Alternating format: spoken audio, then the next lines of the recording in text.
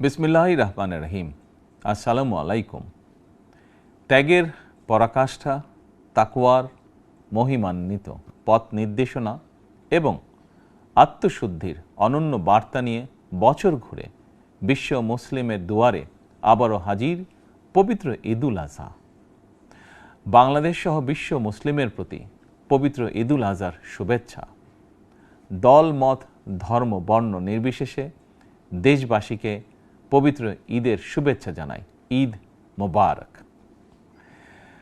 কোরবানি শুধু পশু জবাই নয়, বরং লোভ, লালসা, হিংসা, বিদ্বেষ আর মনের পশুত্বকে পরাভূত করার দীক্ষা গ্রহণের মধ্যেই নিহিত রয়েছে কোরবানির মাহাত্ম্য ও তাৎপর্য।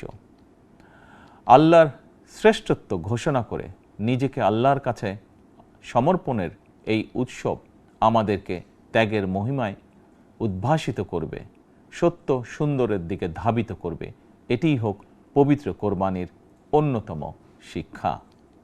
প্রিয় দেশবাসী, যাদেরকে আল্লাহ এবছর কোরবানি করার সামর্থ্য দিয়েছেন, তাদের প্রতি আমার বিনীত আবেদন, এবছর যাদের পশু কোরবানি দেওয়ার সামর্থ্য হয়নি, তাদের সঙ্গে কোরবানির পশুর মাংস ভাগাভাগি করে নিন।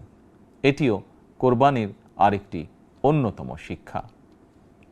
প্রিয় দেশবাসী, আপনাদের প্রতি আমার বিনীত আহ্বান, কোরবানির চামড়া যথাযথ প্রক্রিয়ায় সংরক্ষণ করুন।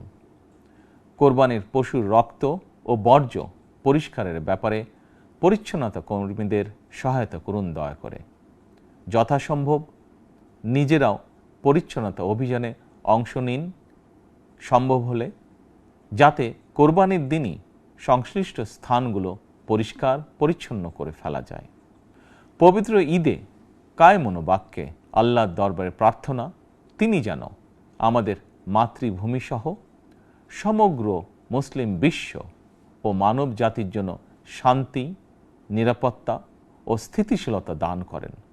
একই সঙ্গে আমি বিশ্ব জুড়ে শান্তি, সম্প্রীতি এবং নিরাপত্তার জন্য মহান আল্লাহ রাব্বুল আলামিনের দরবারে প্রার্থনা করছি।